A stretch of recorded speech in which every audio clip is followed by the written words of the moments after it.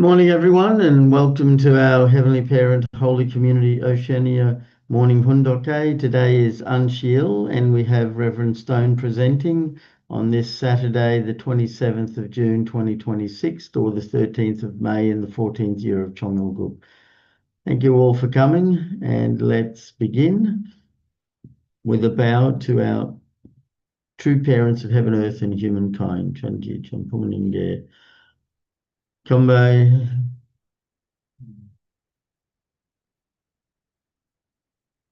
Paro. And let's recite our family pledge, both in Korean and English. 가전맨세 6. 천일국 주인, 우리 가족은 참 사랑을 중심하고 하늘 부모님과 참 부모님의 대신 가정으로서 손을 움직이는 가정이 되어 하늘의 축복을 주변에 연결시키는 가정을 완성할 것을 맹세하나이다. Family pledge number 6. Our family, the owner of Chong Il Guk, pledges to become a family that moves heavenly fortune by embodying the heavenly parent and true parents, and to perfect a family that conveys heaven's blessing to our community by centering on true love. Thank you. I'd like to share our mother's prayer again. Dearest and most noble heavenly parent, you had a dream, you created everything in your image, and finally you created our first ancestors, a man and a woman. You looked forward to the day when they would be able to complete their responsibility. However, that did not happen. As a result, you had no choice but to look for your lost children over a long 6,000 years. We, the true parents, are aware of the circumstances and the heart with which you could only carry out this arduous providence of salvation and restoration through indemnity. For the first time in 6,000 years, you sent to this land your only begotten daughter, who can complete the providence, and the Messiah at the second coming, who had promised to return and who can bring Christianity to fruition, finally came. However, the Christian sphere that you prepared for the true parents has not yet become one with your providence. As the true parents, and knowing well how eagerly heaven has awaited this day, we began, through our holy wedding in 1960, the work of the blessing that gives birth and resurrection. Today, there are many blessed families established around the world. Now, on the foundation of having fulfilled the standard of national restoration that I, your only begotten daughter and true mother, promised to accomplish in front of you within the 7-year providential course that followed True Father's ascension, the Chombo Providence, which will enable blessed families around the world to stand in the position of having fulfilled their responsibilities as blessed families, has begun. Heavenly Parent, please remember your children, of whom you are proud. May you guide and protect all the blessed families inducted as Chombo, so that they may all advance toward and soon bring about the day when you can realize throughout the world your dream and hope, which you have yearned to realize for so long.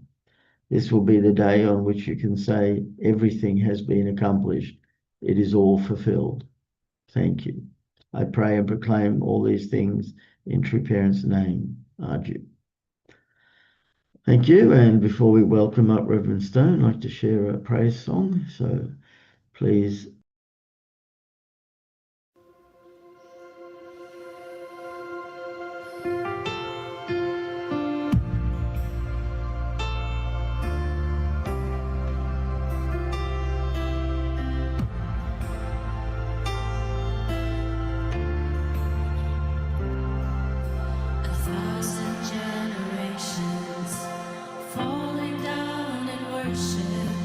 To sing the song of ages.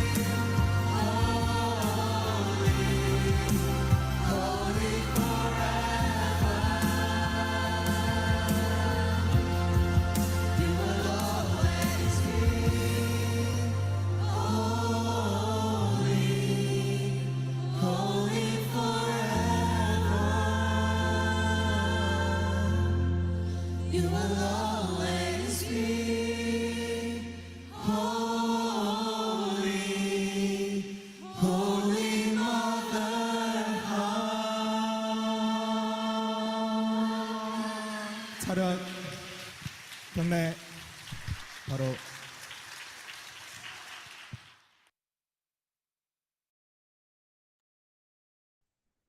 Thank you.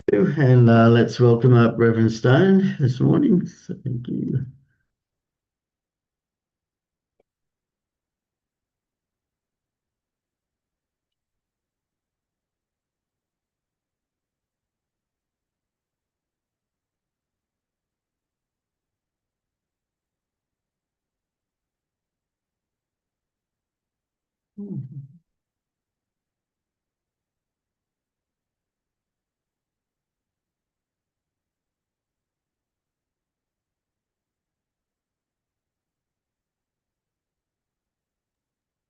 Oh, here it goes.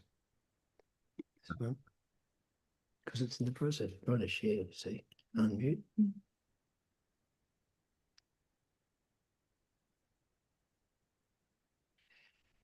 Can you hear me now? Yeah, can hear you fine now. Yes. Oh, okay, good. How's the screen?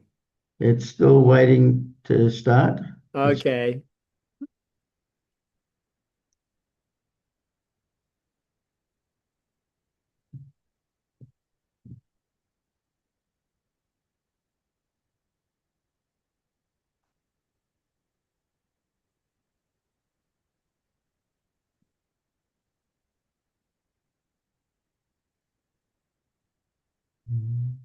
Sorry, it's taking a bit of a while. Here it goes, I think. Yeah. All right. Okay, so just yeah, thank you once again. Good morning, everyone. Thank you for coming. It's good to see Jacinta and Melanie there in the international workshop in Korea and singing. Today, I wanted to relate a speech that Father gave 28th of December in 2002. He gave this in Washington, D.C.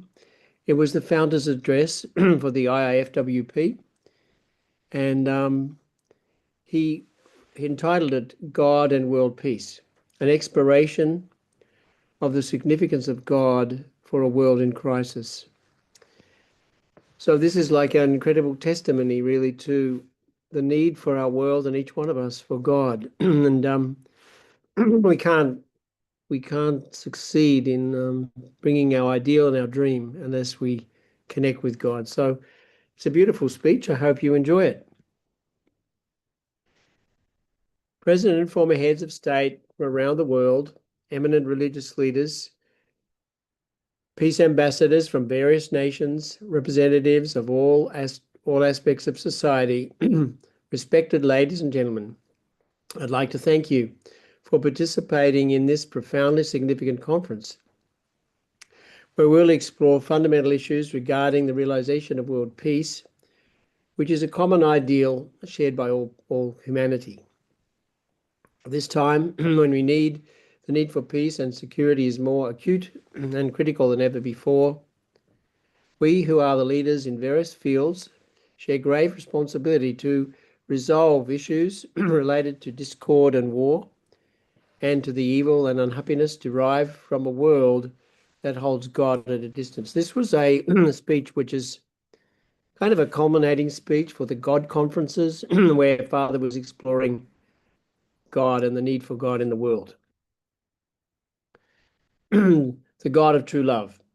In accordance with heaven's will, I have offered my life over the years to investigate the difficult issues facing humanity and offer a plan for implementing fundamental solutions. Today, I would like to speak about a portion of this plan. The words I speak do not come from theological research or from any books. I speak rather to fundamental principles that I have learned through experience as I overcame all manner of difficulties and communed directly with God and the spirit world. The path of following heaven's will in a state of empathy with God is not one that many people can find through common sense. I would like to tell you, however, that one who opens his or her original mind and exercises keen insight can discover a new consciousness by which to perceive the spirit world and the will of God who lives and carries out his work in the world of reality. This conference will not analyze the afflictions of despair and despair of the modern humanity, nor the symptoms of crisis in modern age, but would rather will investigate the foundation for the ideal of peace. We can identify and treat the root of the disease. For this, we should know the original relationship between God and ourselves, a relationship that lies at the foundation of the universe, and enlighten ourselves as to the will of God who lives and carries out his providence in history. God is the original entity of true love. True love has the attribute of unconditionally giving and giving again, of investing and not remembering the investment, and then investing again and living for the sake of others time and time again. The reason righteous people and evil people alike are allowed to breathe the same air within the atmosphere that God created is that God, though he is all-powerful, is the original entity of true love. This is also the reason that good people and sinners alike are able to carry on their lives by tilling the fields and enjoying the blessings of nature. Exercising his almighty and absolute power, God at any time could carry out a summary judgment on sinful humanity, but has embraced the world of sin with true love these long years, enduring the pain and waiting for us to repent. God, our Creator and Father, has been subjected to all manner of insults from those who refuse to believe in him, who betray him, and who go so far as to claim that he does not exist or is dead. In spite of all this, he has endured with an unchanging heart, since God knew that love is perfected only with a partner. He has been working to build a world of love through his love partner. Respected leaders, have any of you ever heard God complain? Have you ever met a God who gave excuses? In the beginning, God established true love as the absolute standard, and he took the lead in demonstrating absolute obedience to that ideal as he created and carried out his providence. Just as the ocean takes in all manner of sewage and garbage and then cleanses it itself, God has, as the original entity of absolute true love, cleanses the human world that deviated from the principles of his creation and works to bring this world to complete goodness. God is the absolute true parent, the absolute true teacher, the absolute true owner, centering on true love. So God needed an object partner to whom he could give his true love. This was his motivation for creating.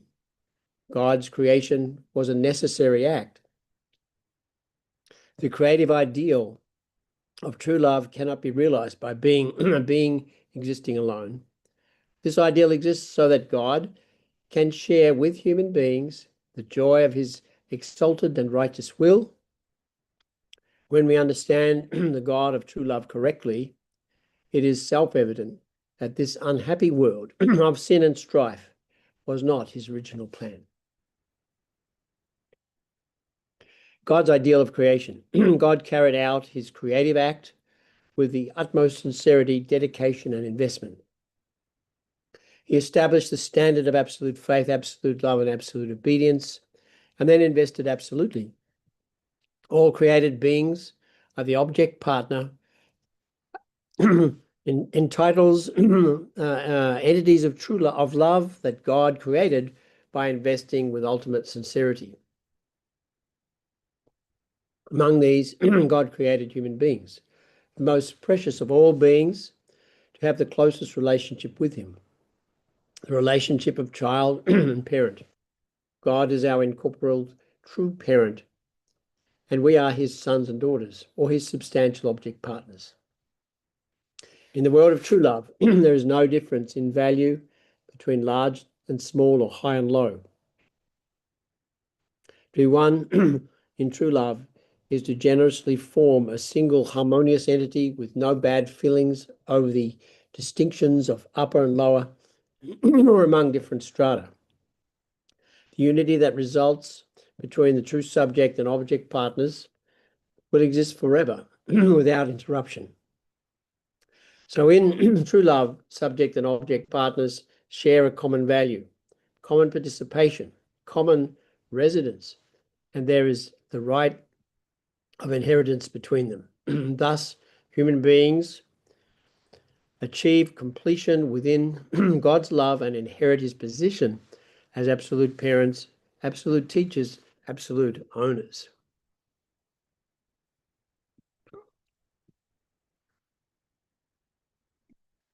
In this way, God's plan is to have his children, human beings, perfect the true love ideal and become one with him, residing with him and inheriting all that is his. True freedom and equality, true peace and unification, and true ideals and happiness can exist eternally only within true love. So true love is the fountainhead from which springs the power of life and all beings in creation. And it is the fountainhead of joy and happiness. True love is the absolute element that brings happiness, hope, and peace. Often, the relationship between God and humanity is viewed from the perspective of majesty and holiness, and it is concluded that God and humanity will exist in dramatically different dimensions for all time. Certainly, the Creator occupies a level that differs from his creation, and yet the original relationship that is most central and meaningful is the true love relationship between parent and child. True love makes unity possible in the relationship between internal character and external form, between male and female. Human beings were created to become one in heart with God, to share the same rank as God in true love, and to experience an inseparable parent-child bond with God that enables us to relate with him through our strongest emotions in daily life. God's ideal of creation entails his being perfected along with human beings who would become his partners in love as his sons and daughters. The apotheosis is the accomplishment of the ideal of true love.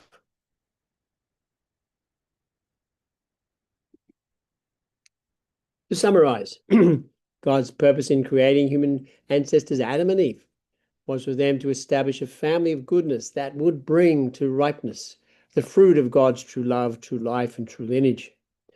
With the family as their foundation, Adam and Eve were to nurture the heart of the children, heart of siblings, heart of husband and wife, and heart of parents. In the process, as discrete projections of God's dual characteristics of masculinity and femininity, they were to master God's love step by step and bring it to safe settlement and perfection.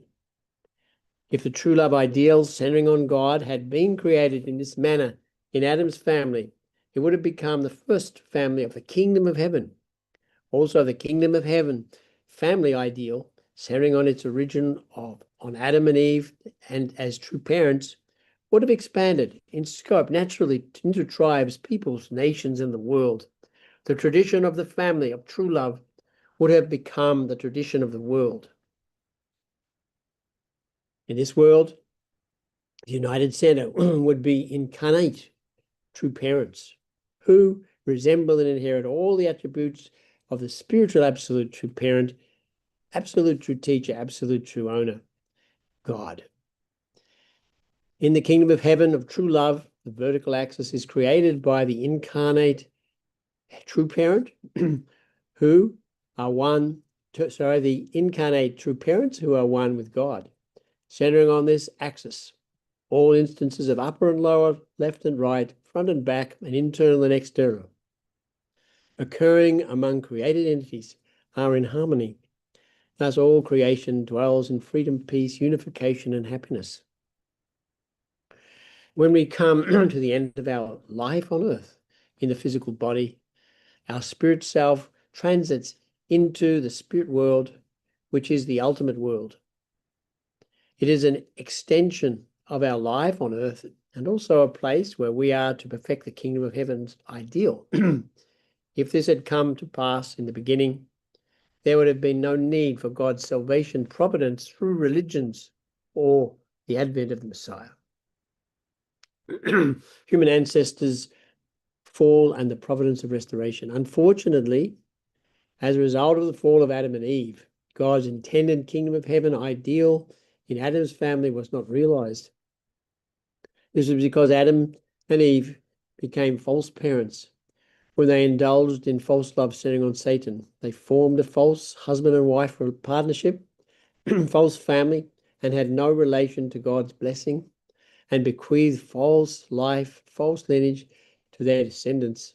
They left God in grief, with the original lineage altered by the enemy Satan.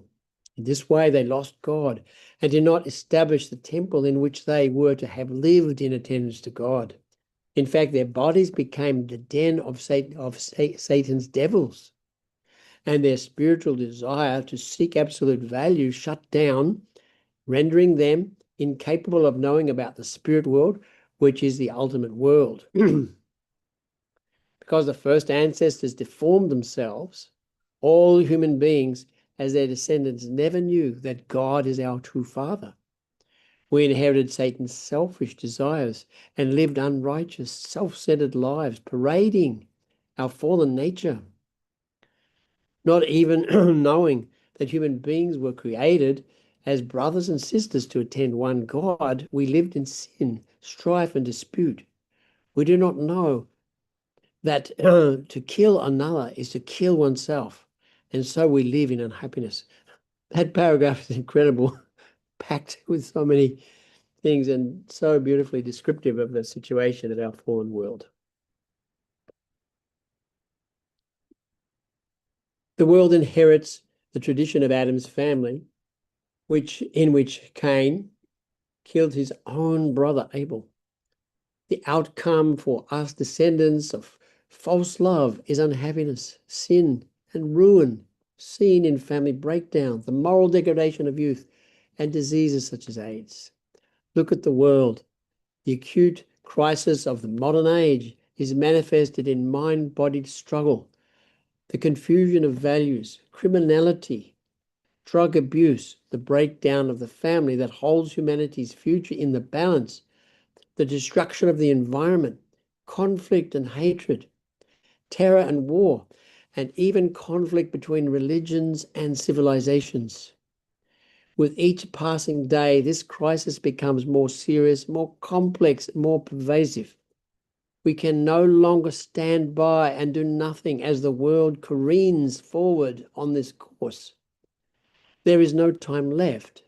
Who can take responsibility for this world? Where is the leader who will present a fundamental plan to solve the world's problems? At the same time that human beings lost God, we also lost true love, peace, and happiness. Throughout history, we have tried to liberate ourselves from unhappiness and achieve peace on our own, excluding God from the process. Such efforts were fundamentally flawed. We cannot diffuse the crises through human effort alone. True peace and happiness have their origin in God's true love, true life, and true lineage. Once again, an incredible paragraph of, clarity about this situation of the world and the solution to the situation of the world as well. God is absolute, and so his will for the creation is also absolute. This means that God is working to reverse what went wrong as a result of the fall and turn back to the original state. So God's providence of salvation is a providence of restoration. Its purpose is to recover the original world that existed prior to the fall. In other words, God's purpose is to establish a restored Adam and Eve, or true parents, centering on true love. It is to establish the original true world by having them receive the marriage blessing. Once that is accomplished, their true family will be the point of origin for true tribes, peoples, nations, and the world. Respected leaders, following God's call through the indescribable hardship, I have established the foundation for peace to settle in various fields of life. More than 30 years ago, I founded the Unification Thought Institute and began to guide the field of philosophy. Since 1972, I have sponsored nearly 30 global meetings of the International Conference on the Unity of the Sciences for the purpose of exploring absolute values and creating harmony and unity among the various fields of learning. I founded and have continuously supported a movement for peace, transcending individual nations. This movement for peace includes the work of the Professors World Peace Academy, the Summit Council for World Peace, the International Federation for Victory Over Communism, CAUSA, the Federation for World Peace, the Federation of Island Nations for World Peace, the Federation of Peninsular Nations for World Peace, the Federation of Continental Nations for World Peace, the Citizens Federation for Unification of the Fatherland. I've also promoted culture and arts, fostered peace through sports, and developed elementary, middle school, high school, and university level education institutions. I founded and supported the Women's Federation for World Peace, various media organizations for the purpose of bringing about responsible and ethical journalism, the Collegiate Association for Research of the Principles, the Youth Federation for World Peace, the Pure Love Alliance, international conferences on the environment, the International Relief Friendship Foundation, Service for Peace, Religious Youth Service, and Voluntary Service Organization A1, the World Association of Non-Governmental Organizations, the Holy Blessing, and True Family Movement. I have supported efforts to renew the United Nations for the sake of achieving God's desire of peace. These are some of the initiatives for national and worldwide salvation that I have instituted around the globe. When look, this sort of list is not complete, as Father said, but I mean, nobody in the world deserves the Nobel Prize for Peace than Father and Mother, right? So let's hope that Mother's, recommendation goes through. It's just incredible, the kind of incredible work and the effort, investment that the true parents have made for peace in the world. I have pursued these efforts continuously without funding from any government or major corporation, even in the midst of unsympathetic public opinion and outright persecution. All I had as I worked to lay the foundation for the establishment of the ideal world was my determination to fulfill the mission of humanity's true parent that God entrusted to me, and to accomplish God's will. In bringing about the ideal of peace implicit in God's true love, it is most important that the various religions achieve harmony with each other and provide a model for the world. Withstanding the cold-hearted attitudes and persecution by narrow-minded religious bodies in various countries, I have laid my greatest emphasis on creating a movement for unity and cooperation among religions, nations, and NGOs.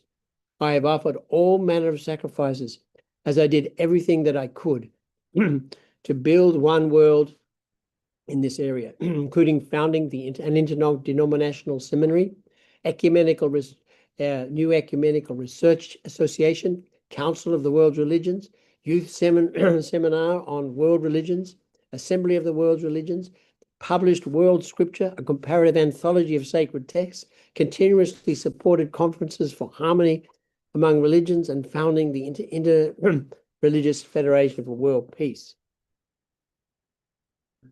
Taking this a step further, I founded the Interreligious and International Federation for World Peace, IIFWP, as an overarching structure for unification and world peace that would go beyond the goal of harmony among religions and embrace leaders in the fields of academia, politics, journalism, finance, and NGOs, where foundations have already been laid. Since the founding of IFWP, February 1999, we have appointed tens of thousands of leaders in a wide variety of fields from 189 countries as ambassadors for peace. reflecting my philosophy of peace. These ambassadors are practicing true love by living for the sake of others and are engaged in many important activities that help to break down the barriers between nations, races, and religions. Their practical activities range from AIDS prevention, service projects, to true family development, youth and leadership education, and environmental improvement. Godism and headwing thought. My philosophy is headwing thought based on Godism. This thought places God, the standard of absolute value, as our true parent, true teacher, and true owner, in absolute center.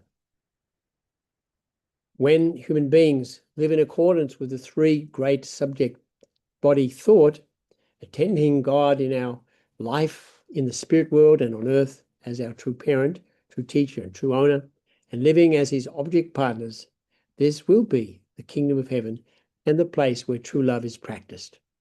We had better overcome atheistic and communistic philosophies that deny God and the spirit world, as well as the secular humanism and moral relativism that ignore the importance of absolute value and vertical standard. It is time to overcome the hypocritical faith in God's name that lacks true love and abandon all selfish works that violate original human rights and result in injustice. The headwing thought that I propose transcends right and left wing, breaks down the walls between countries, races, and religions, and brings about a broad and unified harmony centering on the absolute God. This task should be carried out with the help of both heaven and earth. We are in a great transition, and during this time, the United Nations and the nations of the world must unite and cooperate with one another. Modern society is a world lacking in ideology or system of absolute philosophy. There are no absolute values that apply with consistency to individuals, families, society, nations, the world, and the cosmos. This is the reason that thinking has become confused, human relationships disordered, and human society chaotic, facing unreflective pluralism and modernization, and without a basic axis in their hearts and daily lives. People in the modern age suffer an ever-worsening confusion of values. We face endless temptations to live in slavery to the physical appetites and drift through life aimlessly. We must never turn away from a life based on values.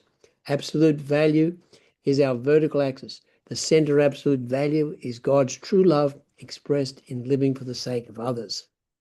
Respected leaders, I will tell you right now that peace is not something that is realized first in an external world. It is realized first in each individual. It requires first that there be individuals who have achieved harmonious unification within. As a result of the fall, conflict arose between mind and body to control human beings. Satan uses the body as his stronghold. He has turned us away from our original nature and our spiritual nature, and towards the satisfaction of selfish and individualistic needs. The only path to escape Satan's dominion lies within God's true love lineage. If you live unselfishly for the sake of others and work for the sake of others, Satan will not be able to follow you. This is because Satan is essentially selfish. This is why fallen human beings can change their character and recover their spiritual nature through the practice of God's true love. Our faith cannot be a conceptual God.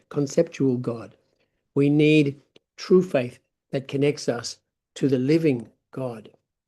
Because God originally created us as his object partners of his true love, we are able to practice this true love naturally.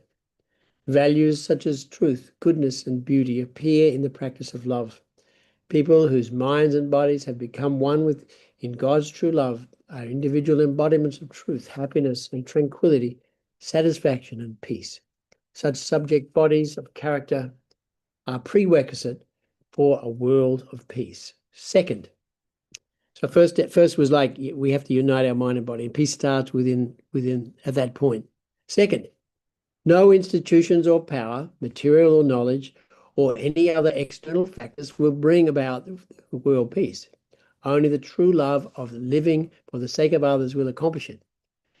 True peace, unification, and happiness cannot be found apart from the loving relationship of living for the sake of others. This is the basic principle of God's creation. Unconditional, giving, investing, and loving for the sake of an object partner are both the cause and the purpose of God's creation. God created us in his image as beings whose purpose is to live for the sake of others. It is only by living for the sake of others that people can become central beings, become subject entities of peace and unification, become eternal owners of love and ideals. We can find the path to meet God, our absolute true parent, true teacher, and true owner, receive his inheritance, and then ourselves become true parents, true teachers, and true owners, only in a life of true love and of living for the sake of others. On the path of true love, parties overcome conflicts and division naturally, harmonizing and uniting the environment. This is not conquest through struggle. Instead, it is a path of natural subjugation, bringing eternal unification. And third, the basic unit of the world peace is not the nation. It is the peaceful family. The basic unit of the family formed by a man and a woman who have character to attend God, a man and a woman who have each accomplished harmonious mind-body union and are joined by God in his holy blessing. These are the first blessed families in history, established through true parents. These are peaceful and happy families. The true love joins their members in harmonious union. Then these families multiply. When these families multiply, they will bring about a world of peaceful tribes, peoples, and nations. In God's original ideal, humankind is one family under one God, and the cosmos is one family centering on true love. The place of resolution of the problems of the family centering on true parents is the foundation for the world of peace. In the ideal world of blessed families based on true love, there can be no barriers of nationality, race, or religion. Respected leaders, humanity is to find God and escape from our ignorance concerning our spiritual true parent, living within the eternal and profound order of this universe that manifests his omniscience and omnipotence. We shall never again make the mistake of having ingratitude to our Creator or his magnificent accomplishments. Fallen humanity is to rid itself of the arrogance that says we are the owners of our own life. Instead, we will nurture an enlightened spirituality in the presence of the absolute nature of God's true love. God is our true parent. It is time to discover the living God whose heart to invest greater true love is firm, absolute, and eternal. We need to know the heart of God who created humanity as the object partner who would inherit his absolute, unique, unchanging, and eternal love, true life, and true lineage completely. Whoops. Last slide. In this way, we will establish God, the absolute parent, true teacher, true parent, true teacher, and the true owner, and the true parents as the axis of absolute value for our individual family, nation, world, and cosmos. This will be the basis for our life as individuals, families, nations, and the world. We will feel the desire to follow without change for eternity the path of tradition set by true parents, by the parents of heaven and earth, the path of living in true love for the sake of others. If we do that, then we can resolve all problems, whether on the family, society, race, or religion. We will arrive at an age in which God and humankind live as one. In the original ideal world, the world of heart, we will arrive in an age where we realize that living for the sake of others holds greater eternal value than living for ourselves. The blind age of self-centered life will pass away as we build and other-centered world of interdependence, mutual prosperity, and universally shared values. For this purpose, let us attain correct knowledge about God and the spirit world. Let us lead humanity on the correct path by testifying to the world about God's true love, true life, and true lineage. And let us build the universal family of heaven and earth in God's fatherland and homeland on earth. Let us complete the kingdom of heaven on earth and in heaven through the absolute love, unique love, unchanging love, and eternal love that seeks to live for the sake of others and offer heavenly kingship to God. May God bless you, your family, and your countries. Thank you. Thank you very much, everyone, for your kind attention. Thank you very much, Reverend Stone. Wow, that's quite a speech, that one, that has everything. I mean, the whole synopsis of the teachings of our true parents in one speech. I mean, I think you could read each page and step through it slowly, and there's just so much. I was just oh, wow, just the thing that stood out for me when I listened to it was that God is the living God, the incarnate. God needs to become perfected through true parents, through the true family, and that whole purpose of God is to really be substantial on earth. And I think Father said that so many times through the speech. I mean, this is an absolute truth. God really is the parent of all humankind, and God can only become the parent when true parents are realized. And Adam and Eve should have done it at the beginning, but they didn't. And the whole course of restoration is just so that God could become a substantial in-flesh God, so that God is true parents and true parents is God. And of course, we know true parents are the created beings, the children of God. I mean, true parents aren't the original creator, but we're meant to be co-creators by perfecting ourselves. And God can't be perfected until true parents are perfected. It's this living God, incarnate God, really stood out for me today listening to this message. And yeah, thank you very much for sharing. And we have a bit of time for anyone else that would like to make a comment. Please do. Yeah.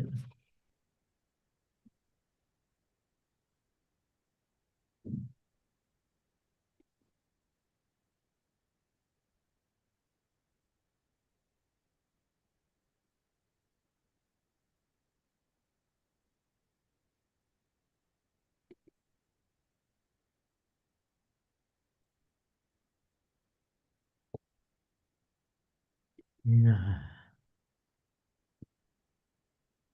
I think many people are probably still tired from the Tongsin one. Yeah. Yes, Jeff, go ahead. Yeah, thank you, Greg. That was another really amazing find. I can see that. Definitely. So it covered so many things, as John mentioned, as we know. Anyway, I just wanted to comment on this morning in New Zealand. It's this morning prayer vigil was just incredible this morning. I don't know how you found it. The amazing, the young lady who played the instrument and then the songs. It was just really incredible last night. And yeah, just I don't often really enjoy them. It's a really like an arduous journey, through the prayer vigils. But I can say last night was really enjoyable. I think it's improving somehow, perhaps, that it's something I look forward to the day when I can invite some even pastors to come and join. But of course, they need a foundation of understanding. Still, some things, calling out prayer and chanyang and so on, some things. But yeah, I think people could get a lot out of that. The wonderful entertainment and amazing testimonies. So that couple that gave the testimony, it was like, wow, to make such families as you remember that Japanese couple, okay, was really a beautiful, like a love story, really. And yeah, it was just so good. Yeah. Anyway, I just thought I'd comment on that. Thank you. Yeah, thank you, Jeff. Thank you. Yeah, very true.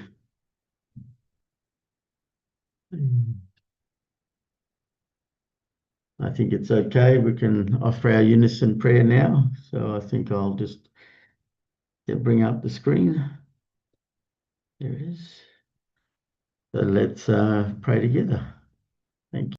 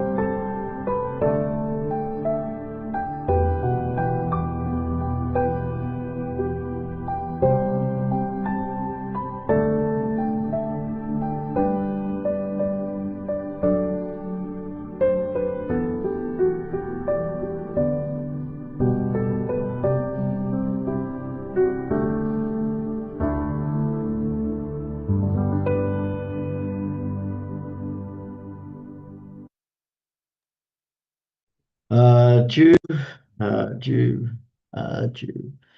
Thank you, Reverend Stone, for sharing this morning, and I hope everyone has a great day and see you all again tomorrow. You look very cold there, Janine. Yeah, it's freezing. Okay. See you.